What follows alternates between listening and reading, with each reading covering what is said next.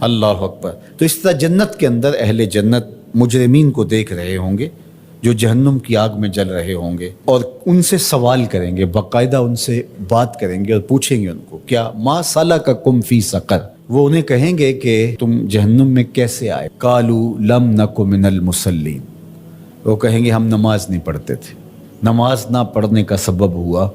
کہ آج ہم جہنم کا ایندھن بنے ہیں۔ وَلَمْ نَكُ نُطْعِمُ الْمِسْكِينَ، اور ہم مسکینوں کو کھانا نہیں کھلایا کرتے تھے۔ عبادات یہ اللہ کا حق ہے جو بندے کے اوپر لازم ہے، اور ہم نمازوں کی کثرت اور دیگر اعمال خیر کی بجا آوری سے اپنے معاشرے کے دکھی، لاچار اور مجبور لوگوں سے اپنی نظریں نہیں ہٹا سکتے کہ ہم تو میاں پنج گانہ نماز پڑھتے ہیں، کسی کو دکھ نہیں دیتے، اذیت نہیں پہنچاتے، تکلیف نہیں پہنچاتے، کافی ہمارے لیے۔ تو وہ کہیں گے ہم نماز نہیں پڑھتے تھے اور مسکینوں کو کھانا نہیں کھلاتے تھے۔ چلو یہ تو نماز بھی نہیں پڑھتے تھے، یہ ان کا ایک جرم، اور دوسرا جرم کہ وہ مسکینوں کو کھانا نہیں کھلاتے تھے اور جہنم کی آگ میں جل رہے ہیں۔ اور اگر کوئی نماز پڑھتا ہو لیکن مسکینوں کو کھانا نہیں کھلاتا، اچھا وہ اگر یہ کہے کہ میں کھانا اس لیے نہیں کھلاتا کہ میرے پاس مالی استطاعت نہیں ہے کہ میں کسی کی ضرورت کو پورا کر سکوں، لہٰذا میں بری ہوں، لیکن قرآن نے اس سے بھی آگے کی بات کی، جو شخص مالی طور پہ مستحکم نہیں ہے لیکن اللہ نے اس کو زبان دی ہے، اللہ نے اس کو اثر و رسوخ دیا ہے، وہ کسی کو ترغیب دے کر کے کسی دکھی کی ضرورت کو پورا کروا سکتا ہے، اور وہ کہے کہ جناب میری یہ ذمہ داری میں شامل نہیں ہے، تو قرآن نے اس کی بھی مذمت کی۔ وَلَا يَحُضُّ عَلَىٰ طَعَامِ الْمِسْكِينِ، فرمایا کہ یہ مسکینوں کو کھانا کھلانے کی ترغیب نہیں دیتا، اس کو چاہیے تھا کہ وہ امراء کو اس کی ترغیب دیتا اور غرباء کی طرف ان کو متوجہ کرتا، تو اس کا یہ عمل بھی صدقہ قرار پاتا اور اس کا یہ عمل بھی اللہ کی رضا کا سبب اور ذریعہ ہوتا، اور وہ کہتا ٹھیک ہے یہ تڑپتے رہیں، میں کیا کر سکتا ہوں، اور میں ان کے لیے کسی کو ترغیب ہی کیوں دوں۔ تو اس کی بھی مذمت کی گئی، اور ایسے نمازیوں کو کہا کہ وہ اپنی نمازیں دکھاوے کی نمازیں پڑھ رہے ہیں،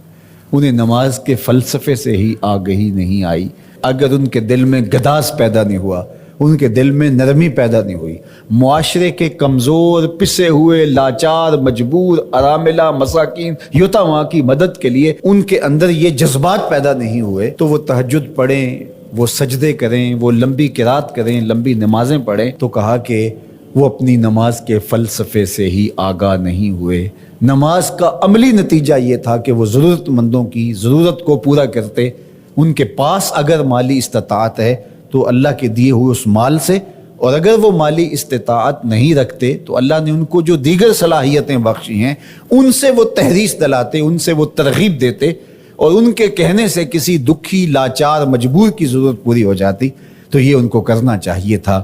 حضرت سیدنا شیخ عبد القادر الجیلانی علیہ رحمہ و رضوان فرماتے ہیں، آدھا فقر برہنہ بدن لوگوں کو لباس دینا اور بھوکوں کو کھانا کھلانا ہے، باقی عبادات، نیکیاں، چلے، مراقبے، ریاستیں، یہ جو کچھ ہے یہ آدھا ہے، صرف آدھا فقر بھوکوں کو، لاچاروں کو کھانا کھلانا ہے، لوگوں کی ضرورتوں اور لوگوں کی احتیاج میں ان کے کام آنا ہے۔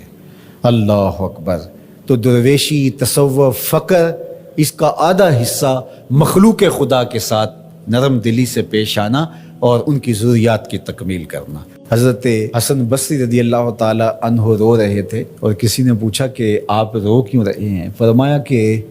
مجھے اللہ کی بے نیازی سے ڈر لگتا ہے، وہ اگر جہنم میں ڈال دے تو اسے کون پوچھنے والا ہے۔ اللہ اکبر۔ تو نیکی کرنے کے باوجود بھی ڈرتا رہے اور اس کی رحمتوں کے لیے ملتجی رہے کہ مالک تیری رحمت سے ہی کرم نوازی ہوگی اور میں